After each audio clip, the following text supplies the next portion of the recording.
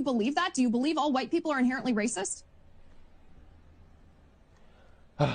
So I don't know if you're backing me into a corner with that question, but yes, I do. All right. First of all, I want to start off by saying the audacity of this white woman to even ask such a question. They were having a dialogue about critical race theory, and she just threw this question in there.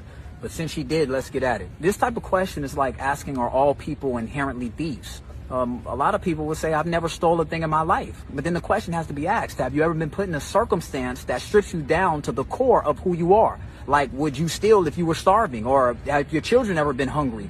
Your answers change based off of things like that. Well, the legacy of white supremacy has created a world that white people don't have to be racist in today. This is why it's so crazy when you run into somebody who actually is racist. It's like, you guys won and got away with everything. What are you mad about? What are you tripping about? Follow the language. Wherever you find their language, you will most likely find the most brutal forms of rape, torture, murder, pedophilia, slavery, deception, etc. How many Africans do you have speaking French, but they're not from France? Go all through South America, you'll run into black, brown, and red people who are speaking Spanish and they're not from Spain. Ask the Congolese people what happened when they came into contact with the white folks coming out of Belgium. Over 10 to 15 million of them murdered, mutilated, killed, children's body parts being hung up in the middle of the streets to make an example of who's in power there. Go to Brazil and see original people speaking Portuguese, but they're not from Portugal. Ask the Aborigines what happened when they came into contact with white folks in Australia. Hell, I'm speaking English right now, and ask the African and the Native Americans what happened when we came into contact with the English. Go to Bermuda and watch the Queen of England on their money,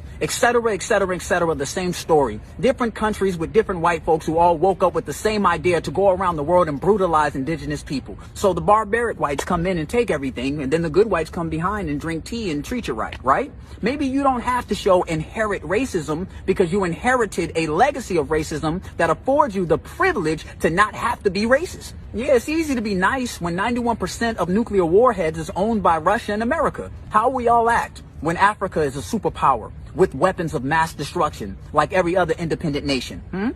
Because ain't nothing more dangerous or racist than a scared white person. Could you trust a nigga with a trigger?